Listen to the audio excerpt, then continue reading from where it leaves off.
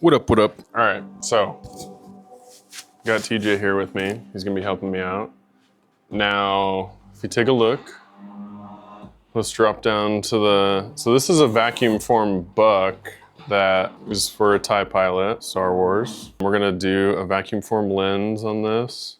That's what I got set up right now. I'm basically gonna heat up this plastic enough so that it can deform. We're gonna pull a vacuum. You can see all the holes in that little jerry-rigged box from Ukraine.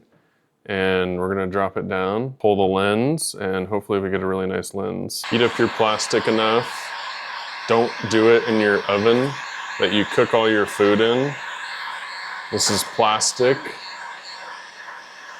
You just don't want those chemicals in your chicken you cook the next night. I've literally seen people do it on YouTube, and I'm like, what is wrong with you? Yeah, I mean, like there's better ways to heat this up. For a small vacuum form lens like this, I'm just kind of using the heat gun right now. We have a heater for this, but it just doesn't work well. And one time I turned it on and sparks flew and I got scared, so I'm not using that again. The bigger one is just a waste of plastic. So that's a great point to bring up, is like, yeah, we could use the bigger one, but look at all that excess like waste that we have. Do you really want to put a buck this small in there and waste all of the plastic that takes up this entire square? So right now I'm kind of checking the refraction of light across the plastic, and I'm judging that based on how much it's warping and calculating the future result that I'm looking. No, I'm just kidding. I'm just heating it up. Yeah, like keep it moving. Make sure you're kind of hitting the whole plastic part. Let's just vacuum form some plastic.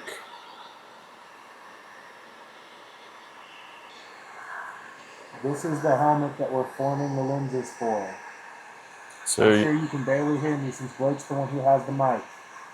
But anyway, this is what it'll go in. yeah, so if you guys look, I can see his eyeballs. Now, I don't know about you, but if you ever watch Star Wars, you can't see their eyeballs. And according to the 501st, these are a gray tinted lens. They also say that you can use a dark green. But if we're going for accuracy, if it was really gray, we're gonna use gray.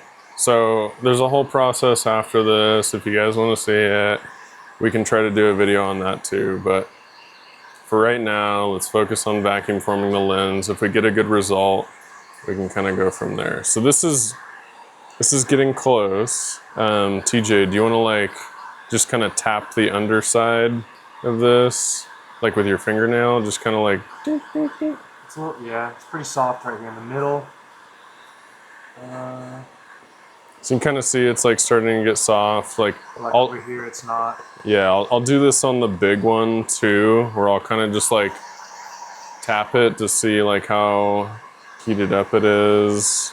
I'm really trying to focus on the center though as well, because that's what's gonna get pulled down. If you guys have a Harbor Freight heat gun, I have this at a 6.5 out of 7. I think we're about ready.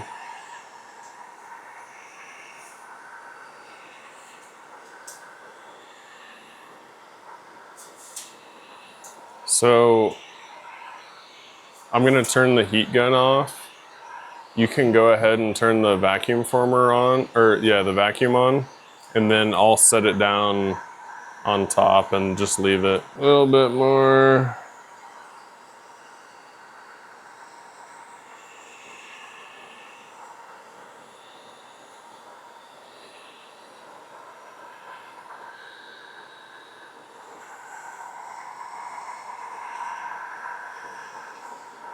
All right, ready?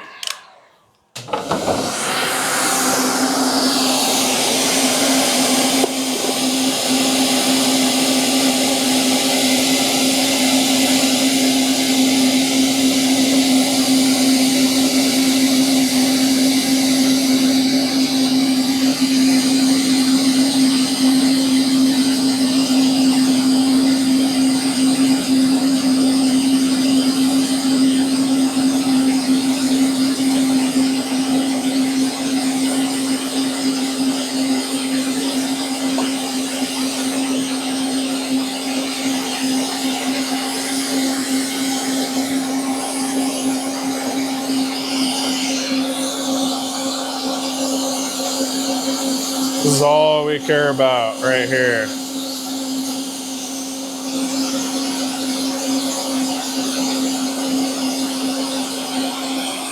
Yeah.